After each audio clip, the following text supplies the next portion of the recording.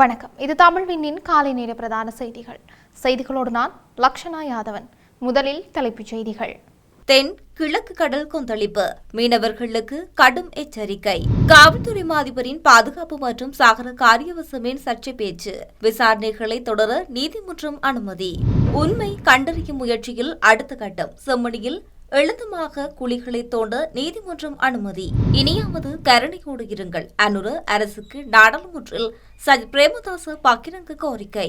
ஈரானுடனான போருக்கு விரைவில் முடிவு, ட்ரம்ப் வெளியிட்டுள்ள தகவல். உழைத்த ஞாயிறு தாக்குதல் மனு ஒன்றிலிருந்து நீக்கப்பட்ட முன்னாள் பாதுகாப்பு அதிகாரிகளான மரண தண்டனை கைதிகள். நீதிபதிகளின் ஓய்வு பெறும் வயதை உயர்த்தும் முன்மொழிவுக்கு ஐக்கிய தேசிய கட்சி எதிர்ப்பு. ஈரானில் கேட்ட வெடிப்புச் சத்தம். ஹோர்முஸ் நுழைவாயில் பதற்றம். தொடர்பான விரிவான செய்திகள்.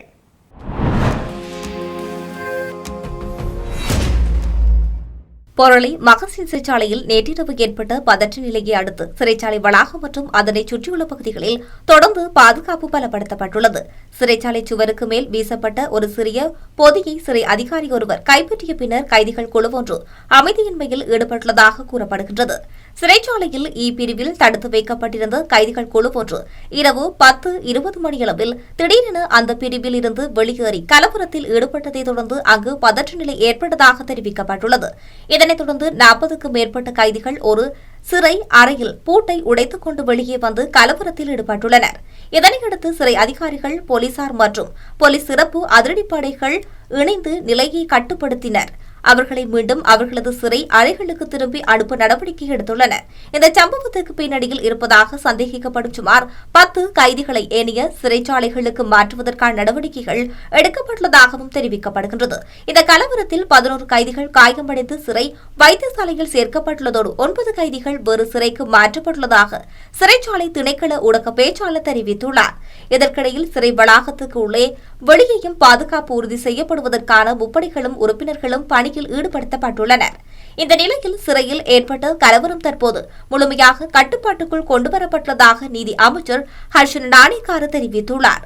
சட்டவிரோத போதைப்பொருள் தொடர்பில் கைதிகளுக்கு இடையே ஏற்பட்ட முறுகலை இந்த மோதலுக்கும் பதற்ற நிலைக்கும் காரணம் என தகவல்கள் தெரிவிக்கின்றன. தென் மற்றும் கிழக்கு கடற்பரப்புகளில் கொந்தளிப்பான வானிலை நிலவுவதால் மாத்தறையிலிருந்து ஹம்பாந்தோட்டை ஊடாக பொத்துவில் வரையான கடலோர பகுதிகளில் மீன்பிடி நடவடிக்கைகளில் ஈடுபடுவதை தவிர்க்குமாறு மீனவர்களுக்கு மீன்பிடி மற்றும் நீரியல் வளங்கள் திணைக்களம் அவசர எச்சரிக்கை விடுத்துள்ளது. வளிமண்டலவியல் திணைக்களம் நேற்று வெளியிட்ட பலத்த காற்று மற்றும் கடல் கொந்தளிப்பு தொடர்பான சிவப்பு எச்சரிக்கை அறிவித்தலை தொடர்ந்தே இந்த நடவடிக்கை மேற்கொள்ளப்பட்டுள்ளது. மாத்தறை முதல் பொத்துவில் வரையான கடற்பகுதிகளுக்கு மறு அறிவித்தல் வரும் வரை மீன்பிடிக்க செல்வது முற்றாக தடை செய்யப்பட்டுள்ளது. பிற கடற்பகுதிகளில் இருந்து வரும் மீன்பிடி படகுகளும் இந்த அபாயகரமான கடற்பிரதேசத்துக்குள் நுழையவோ அல்லது அங்கு மீன்பிடிக்கவோ கூடாது என அறிவுறுத்தல் விடுக்கப்பட்டுள்ளது. கடலுக்கு செல்லும் மீனவர்கள் மற்றும் கரையோர மக்கள் வானிலை மண்டலத்தின் அடுத்தடுத்து அறிவிப்புகளை தொடர்ச்சியாக கண்காணித்து பாதுகாப்பு வழிகாட்டலை பொறுப்புடன் பின்பற்றுமாறு கேட்டுக் கொள்ளப்படுகின்றனர். காவல்துறை அதிபரை பொது வீதியில் வைத்து உயிர் அச்சுறுத்தல் செய்ய முயற்சி நடப்பதாக ஸ்ரீலங்கா பொதுஜன பெரமுனவின் பொதுச் செயலாளர் சட்டத்தரணி சாகர காரியவசம் வெளியிட்ட கருத்து தொடர்பாக கொழும்பு மத்திய குற்றப்புலனாய்வு பணியகம் நேற்று கடுவலை நீதவான் நீதிமன்றத்தில் அறிக்கை சமர்ப்பித்துள்ளது. புலனாய்வு அதிகாரிகளில் சமர்ப்பிப்புகளை பரிசீலித்த நீதவான் இந்த விடயம் தொடர்பில் காவல்துறை மேலதிக விசாரணைகளை தொடர்வதற்கு அனுமதி வழங்கியுள்ளது. ஆகஸ்ட் 3 ஸ்ரீலங்கா பொதுஜன பெரமுனவின் தலைமையகத்தில் நடைபெற்ற ஊடகவியலாளர் சந்திப்பில் சாகர காரியவசம் வெளியிட்ட கருத்தை அடுத்து இந்த சர்ச்சை உருவாகியுள்ளது. முன்னாள் காவல்துறை அதிபர்களின் நிலையை சுட்டிக்காட்டியவர் தற்போதைய காவல்துறை தலைவர் அரசாங்கத்துக்கு சேவையாற்றுவதை விட அரசுக்கும் பொதுமக்களுக்கும் சேவையாற்ற வேண்டும் என வலியுறுத்தியிருந்தார். காவல்துறை அதிபர் பரிதாபமாக முடிவை சந்தித்த மற்றொரு காவல்துறை தலைவராக மாறக்கூடாது என்பதை குறிப்பிடும் வகையில் அமைந்த அவரது கருத்துக்கள் அரசாங்க தரப்பினரிடையே கரும் விமர்சனங்களை ஏற்படுத்தியுள்ளது. பொதுமக்களால் வீதியில் வைத்து பலியான 37வது காவல்துறை அதிபராக அவர் வரலாற்றில் இடம்பெறுவதை நாங்கள் விரும்பவில்லை என்று காரியவசம் கூறியிருந்தார். காவல்துறை அதிபரை பொதுவெளியில் உயிர் அச்சுறுத்தல் செய்ய சதித்திட்டம் தீட்டப்படுவதாக ஸ்ரீலங்கா பொதுஜன பெரமுனவின் பொதுச் செயலாளர் சாகர காரியவசம் வெளியிட்ட கூற்று மிகவும் தீவிரமானதாக கருதப்படுவதாக பொதுமக்கள் பாதுகாப்பு அமைச்சர் ஆனந்த் விஜயபால தெரிவித்திருந்தார். நாடாளுமன்றத்தில் உரையாற்றிய அமைச்சர், மத்திய குற்றப்புலனாய்வு பணியகம் இது தொடர்பில் ஏற்கனவே விசாரணைகளை ஆரம்பித்துள்ளதாக தெரிவித்துள்ளார். நாடு முழுவதும் குற்றங்களை அடக்கும் முயற்சிகளுக்கு தலைமை தாங்கும் காவல்துறை அதிபருக்கும் அவரது கட்டளையின் கீழ் பணியாற்றும் அனைத்து அதிகாரிகளுக்கும் அரசாங்கம் முழுமையான பாதுகாப்பு வழங்கும் என்று அமைச்சர் இதன்போது உறுதியளித்துள்ளார். யாழ்ப்பாணம் செம்மணி மனித புதைக்குழி அகழ்வாய்வு தளத்தில் ஜிபிஆர் ஸ்கேன் செய்யப்பட்ட பகுதிகளில் முழுமையான அகழ்வு பணிகள் நிறைவுறாத நிலையில் எதிர்வரும் நாட்களில் எழுந்தமனதாக குழிகளை வெட்டி ஆய்வு செய்யுமாறு யாழ்ப்பாணம் நீதவான் நீதிமன்றம் இடைக்கால கட்டளை பிறப்பித்துள்ளது. செம்மணி மனித புதைக்குழியின் எதிர்காலத்தில் மேற்கொள்ளப்பட வேண்டிய பரிசோதனைகள் தொடர்பான நிர்வாக ரீதியான கலந்துரையாடல் மற்றும் திறந்த நீதிமன்ற அமர்வு நீதவான் எஸ். லெனின்குமார் தலைமையில் செம்மணி அகழ்வு தளத்தில் நேற்று பிற்பகல் 3:30 மணியளவில் இடம்பெற்றுள்ளது. இந்த அமர்வில் குற்றப்புலனாய்வு பிரிவினரும் தொல்லியல் பேராசிரியர் ராஜ் சோமதேவா, சட்ட வைத்திய அதிகாரி பிரணவன் செல்லையா, காணாமல் போனோர் குடும்பம் மற்றும் OMP சார்பிலான சட்டத்தணிகள் மற்றும் யாழ் மாவட்ட சட்டத்தணிகள் சங்கத்தின் உறுப்பினர்கள் பலரும் கலந்து கொண்டுள்ளனர். சட்டத்தரணிகளின் சமர்ப்பணங்களை ஆராய்ந்த நீதவான் ஸ்கேன் செய்யப்படும் முழுமையான ஆய்வு செய்யப்படாத பகுதிகளில் எழுந்தமாக குழிகளை தோண்டி ஆய்வு செய்யவும், தடய பொருட்கள் காணப்பட்டால் தொடர்ச்சியாக முழுமையான ஆய்வுகளை மேற்கொள்ளவும் உத்தரவிட்டுள்ளார். அத்துடன் யாழ் பல்கலைக்கழக ஆய்வு அறிக்கைகள் மற்றும் சமர்ப்பிக்கப்படாத ஏனைய அறிக்கைகளையும் மன்றில் தாக்கல் செய்யுமாறு கட்டளையிடப்பட்டுள்ளது. ஜிபிஆர் ஸ்கேன் பரிசோதனை அறிக்கை மற்றும் சான்று பொருட்கள் தொடர்பான அறிக்கைகளை பெற்றுக்கொண்டு கார்பன் 14 பரிசோதனை குறித்து இறுதி தீர்மானத்தை எடுப்பதற்கு அடுத்த கட்ட வழக்கு விசாரணை எதிர்வரும் 14ஆம் தேதி யாழ்ப்பாண நீதிவான் நீதிமன்றத்தில் நடைபெறவுள்ளது. மக்களின் பிரச்சினைகளில் கருணையுடனும் பொறுப்புடனும் செயல்பட்டு உடனடி தீர்வுகளை வழங்க அரசாங்கம் முன்வர வேண்டும் என்று எதிர்க்கட்சித் தலைவர் சஜித் பிரேமதாச வலியுறுத்தியுள்ளார். நாடாளுமன்றத்தில் நேற்று உரையாற்றிய அவர், எதிர்க்கட்சியாக இருந்தபோது மக்களின் பிரச்சினைகளில் காட்டிய அக்கறையை ஆட்சியில் இருக்கும் என்று வெளிப்படுத்த வேண்டும். இனியாவது கருணையுடன் செயற்பட்டு மக்களை பாதுகாக்க தேவையான நடவடிக்கைகளை எடுக்குமாறு அரசை தாழ்மையுடன் கேட்டுக் கொள்வதாக அவர் தெரிவித்துள்ளார். மனிதர்களின் நலனுடன் விலங்குகளின் பாதுகாப்புக்கு அரசு முக்கியத்துவம் வழங்க வேண்டும் என குறிப்பிட்டுள்ளார். நுவரெலியா மாவட்டத்தில் கொட்டக்கலை பகுதியில் பொறியில் சிக்கியிருந்த சிறுத்தையை மீட்க கால்நடை மருத்துவர் மற்றும் வனஜீவராசி திணைக்களம் அதிகாரிகள் மேற்கொண்ட நடவடிக்கைக்கு தனது பாராட்டுகளையும் நன்றியையும் தெரிவித்துள்ளார். அதேவேளை வனஜீவராசிகள் திணைக்களத்தில் 33 கால்நடை மருத்துவர்கள் இருக்க வேண்டிய நிலையில் தற்போது 17 பேர் மட்டுமே பணியாற்றுவதாகவும், குறைந்த சம்பளம், அதிக வேலைப்பளு, உயிர் ஆபத்து, விடுமுறை மற்றும் அவசரகால கொடுப்பனவுகள் எல்லாமே உள்ளிட்ட பல்வேறு சிரமங்களை அவர்கள் எதிர்கொள்வதாக சுட்டிக்காட்டியுள்ளார். அவர்களுக்கு உரிய பதவி உயர்வு, சலுகைகள் மற்றும் வெளிநாட்டு பயிற்சி வாய்ப்புகள் வழங்கப்பட வேண்டும் என வலியுறுத்தப்பட்டுள்ளது. ஸ்டேல் வேலைவாய்ப்பு தொடர்பில் அரசினூடாக அனுப்பப்படும் தொழிலாளர்களுக்கான செலவு குறைவாக இருந்தாலும் தனியார் நிறுவனங்களூடாக செல்லும் தொழிலாளர்கள் அதிக செலவை சந்திக்க வேண்டியுள்ளதாக அவர் தெரிவித்துள்ளார். இதனால் தொழிலாளர்கள் பாதிக்கப்படுவதாக கூறியவர், அரசு வெளிநாட்டு வேலைவாய்ப்பு பணியகமும் இணைந்து அரசூடாக அனுப்பப்படும் தொழிலாளிகளின் எண்ணிக்கையை அதிகரிக்க நடவடிக்கை எடுக்க வேண்டும் என அவர் தெரிவித்துள்ளார்.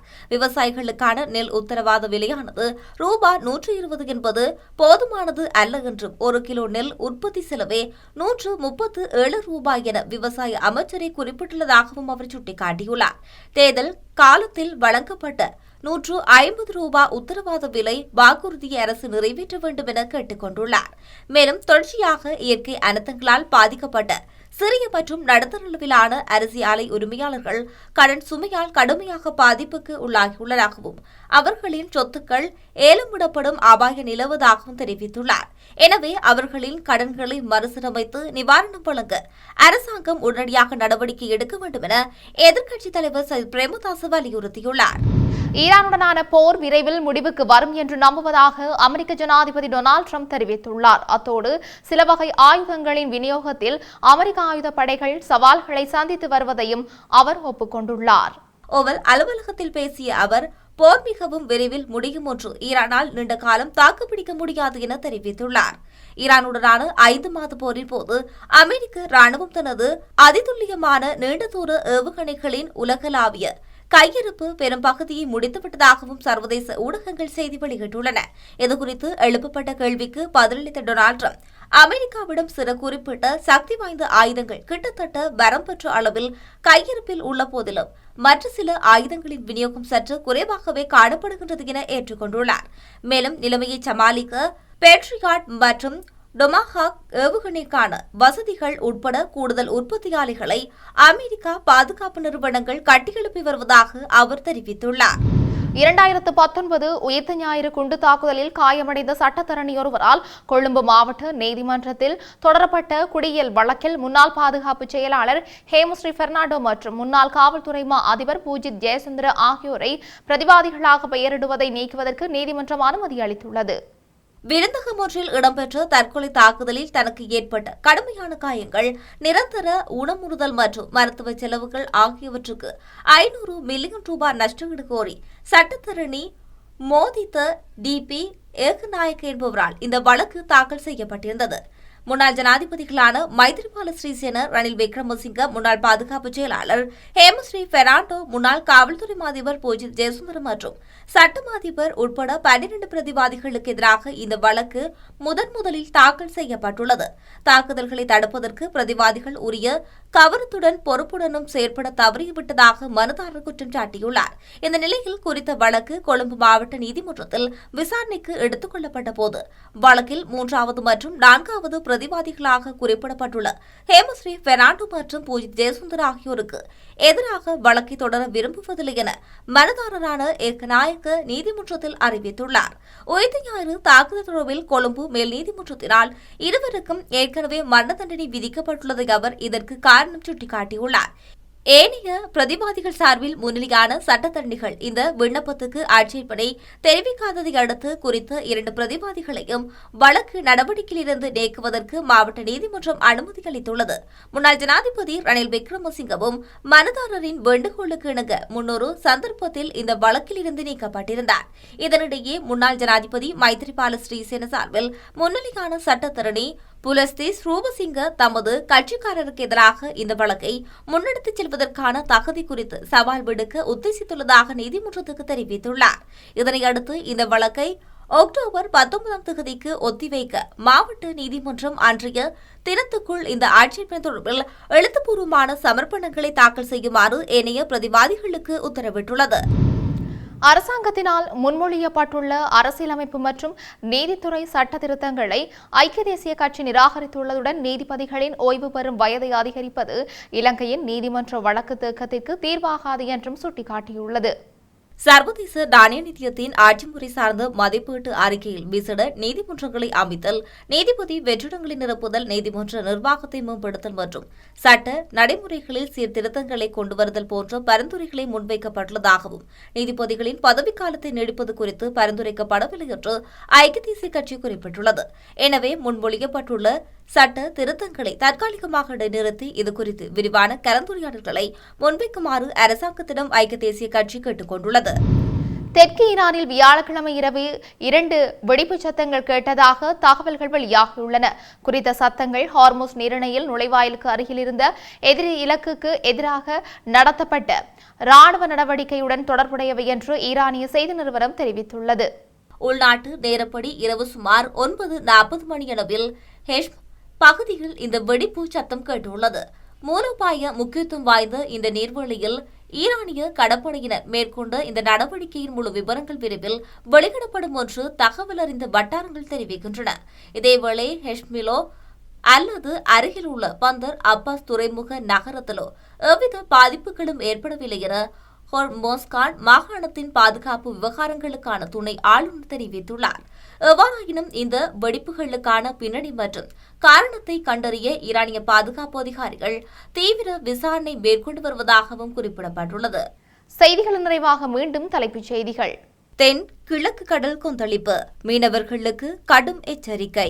காவல்துறை அதிபரின் பாதுகாப்பு மற்றும் சாகர காரியவசமின் சர்ச்சை பேச்சு, விசாரணைகளை தொடர நீதிமன்றம் அனுமதி. உண்மை கண்டறியும் முயற்சியில் அடுத்த கட்டம், செம்மணியில் எழுந்தமாக குழிகளை தோண்ட நீதிமன்றம் அனுமதி. இனியாவது கருணையோடு இருங்கள். அனுர அரசுக்கு நாடாளுமன்றில் சஜித் பிரேமதாச பகிரங்க கோரிக்கை. ஈரானுடனான போருக்கு விரைவில் முடிவு. ட்ரம்ப் வெளியிட்டுள்ள தகவல். உழைத்த ஞாயிறு தாக்குதல் மனு ஒன்றிலிருந்து நீக்கப்பட்ட முன்னாள் பாதுகாப்பு அதிகாரிகளான மரண தண்டனை கைதிகள். நீதிபதிகளின் ஓய்வு பெறும் வயதை உயர்த்தும் முன்மொழிவுக்கு ஐக்கிய தேசிய கட்சி எதிர்ப்பு. ஈரானில் கேட்ட வெடிப்புச் சத்தம். ஹோர்முஸ் நுழைவாயில் பதற்றம். இத்துடன் தமிழ்வினின் காலை நேர பிரதான செய்திகள் நிறைவு பெற்றன. செய்திகளை உடனுக்குடன் அறிந்து கொள்ள தமிழ்வின் என்ற எமது யூடியூப் பக்கத்தினூடாக இணைந்திருங்கள். வணக்கம்.